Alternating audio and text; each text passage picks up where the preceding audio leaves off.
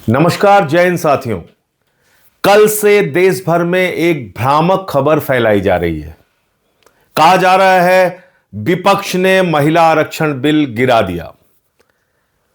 सारा गोदी मीडिया चिल्ला चिल्ला के चीख चीख के वही बात कह रहा है जो मोदी जी कहते हैं, जो भारतीय जनता पार्टी के लोग कहते हैं। मैं तो कह रहा हूं इन चैनलों को अपना नाम बदल के बीजेपी के नाम से रख देना चाहिए। बीजेपी का मीडिया प्रकोष्ठ बन के लोग काम कर रहे हैं।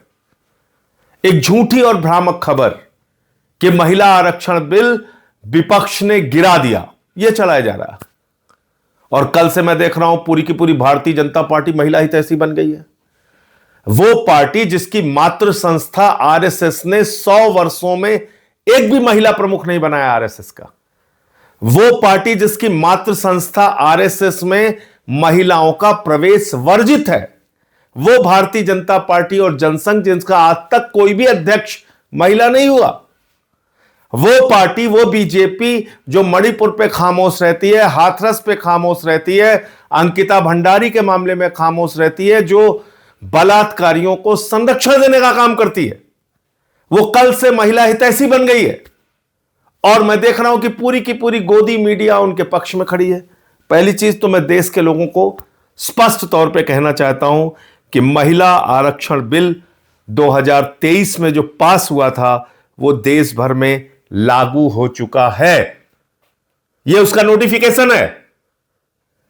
16 अप्रैल 2026 को 3 साल के बाद, याद रखिएगा 3 साल के बाद इस बिल को नोटिफाई किया मोदी जी ने। 16 अप्रैल 2026 को, आज 18 है, कल 17 थी, उसके पहले 16। ये देखिए आप, तो ये कौन सा बिल नोटिफाई हुआ है? 2023 में जिसको सारे विपक्ष ने, पक्ष ने, सब ने मिलकर पास किया था, महिला आरक्षण बिल, वो पास हुआ है और वो नोटिफाई हो चुका है। अब जो कल बिल गिरा वो क्या था? वो था देश के टुकड़े टुकड़े करने का बिल, जो भारतीय जनता पार्टी टुकड़े टुकड़े गैंग बन के देश भर में लागू करना चाह रही थी। उत्तर और दक्षिण का झगड़ा कराना चाह रही थी। बंगाल की सीटें कम, उड़ीसा की सीटें कम, तमाम राज्यों के बीच में असंतोष पैदा करना चाह रही थी। तो आपसे मैं पूछना चाहता हूं, क्या आप देश में असंतोष चाहते हैं? क्या लड़ाई झगड़ा चाहते हैं? क्या भारतीय झगड़ा पार्टी जो चाहती है कि साउथ और नॉर्थ के बीच में झगड़े शुरू हो जाए, क्या इससे आप भी सहमत हैं? कोई नहीं सहमत हो सकता। जो भी सच्चा हिंदुस्तानी होगा वो देश में शांति चाहेगा। और इसलिए सारे विपक्ष ने ये डीलिमिटेशन का बिल, ये महिला आरक्षण बिल की आड़ में जो एक घिनौना खेल खेलने की कोशिश भारतीय जनता पार्टी कर रही थी, वो संशोधन गिराने का काम किया है। वो संविधान का संशोधन गिराने का काम किया है। 23 का पास हुआ महिला आरक्षण बिल आज भी लागू है, उसमें कहीं कोई परिवर्तन नहीं हुआ है। अब वो क्या था ये भी आप सुन लीजिए। महामानव ने 2023 में जो महिला आरक्षण बिल पास किया था, उसमें उन्होंने लिखा था कि पहले जनगणना होगी, जनगणना के बाद डिलिमिटेशन होगा, डिलिमिटेशन के बाद आरक्षण होगा। यह किसने लिखा था? 2023 में महामानव आदरणीय नरेंद्र मोदी जी, उन्होंने लिखा था। हमने नहीं लिखा था, गोदी मीडिया के लोगों, हमने नहीं लिखा था। यह आपके महामानव आदरणीय नरेंद्र मोदी जी ने लिखा था 2023 के बिल में। और तब हमने कहा कि भाई 543 में 33% आरक्षण दे के मामला खत्म करो ना। क्यों इतना लेट कर रहे हो कि पहले जनगणना होगी, फिर डिलिमिटेशन होगा, फिर आरक्षण होगा, और ये 29 के बाद यानी कि 34 में लागू होता मोदी जी के हिसाब से, जो 23 के बिल में है। अब वो 3 साल के बाद कह रहे हैं नहीं साहब हम बड़े हितैषी हो गए हैं, हम तो बस इसको पास करना चाहते हैं। यह कितनी झूठी और बेबुनियाद बात है कि 3 साल तक वो 2023 का बिल इन्होंने नोटिफाई नहीं किया था, जिसके ऊपर संशोधन लेके आए। 16 अप्रैल 2026 को आनन फानन में उसको नोटिफाई किया इन्होंने। और अखबारों की हेडिंग आप देखिए। चलिए गोदी मीडिया वाले गलती करते हैं, बात समझ में आती है, मैं आपको दिखाता हूं। ये अखबारों की हेडिंग पढ़ के तो मुझे इन लोगों के दिल दिमाग पे तरस आ रहा है कि क्या ये सोचते हैं, क्या कैसे काम करते हैं। महिला आरक्षण बिल लोकसभा में गिरा, हिंदुस्तान अखबार की प्रमुख हेडलाइन है।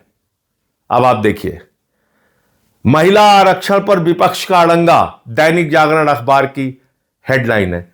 ये आप पढ़े लिखे संपादक होके अखबारों के, आप इस तरह की खबरें, भ्रामक और झूठी खबरें फैला रहे हैं। महिला आरक्षण बिल तो लागू हो चुका है देश भर में। आगे बढ़ते हैं। अब बात आती है डीलिमिटेशन के नाम पे ये क्या करना चाह रहे थे। ये इस बिल को आनन फानन में क्यों लेके आए? क्योंकि इनको बंगाल और तमिलनाडु का चुनाव दिख रहा था। इनको लगा हम देश भर में ये प्रचारित करेंगे कि देखिए देखिए साहब, महिलाओं के आरक्षण के खिलाफ है पूरा का पूरा विपक्ष और हमको चुनावी फायदा हो जाएगा। लेकिन मामला उल्टा हो गया।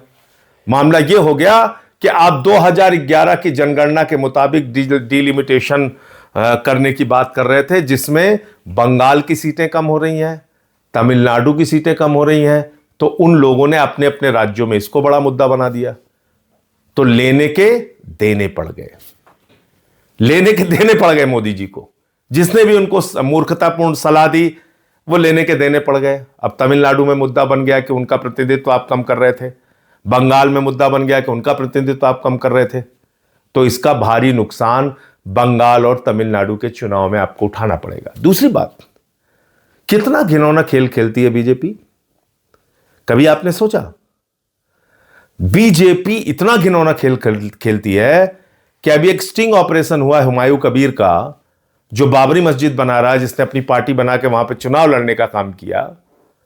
उस हुमायूं कबीर ने कहा कि हमको बीजेपी ने 1000 करोड़ रुपए चुनाव लड़ने के लिए दिए हैं, 1000 करोड़ रुपए। और हुमायूं कबीर बाबरी मस्जिद बनवा रहा है वहां पे। इसका मतलब बीजेपी के पैसे से बाबरी मस्जिद बन रहा है वहां पे। इतना ही नहीं, हुमायूं कबीर को केंद्र सरकार ने जेड कैटेगरी की सुरक्षा दी है। जो व्यक्ति बाबरी मस्जिद बनवा रहा है उसको मोदी ने जेड कैटेगरी की सुरक्षा क्यों दी है? क्या इतना नहीं सोच पा रहे हैं आप लोग? क्या इतनी आंखों पे पट्टी बांध ली आप लोगों ने कि कितना घिनौना खेल खेलती है बीजेपी? इसलिए इन लोगों से सावधान रहिए। और मैं फिर दोहराना चाहता हूं, महिला आरक्षण बिल 2023 में जो पास हुआ था वो लागू हो चुका है। डीलिमिटेशन बिल के जरिए जो देश के टुकड़े टुकड़े करने की, आपस में लड़ाने की, उत्तर दक्षिण का झगड़ा कराने की जो कोशिश थी, वो कोशिश विपक्ष ने मिलकर नाकाम किया है। जय हिंद।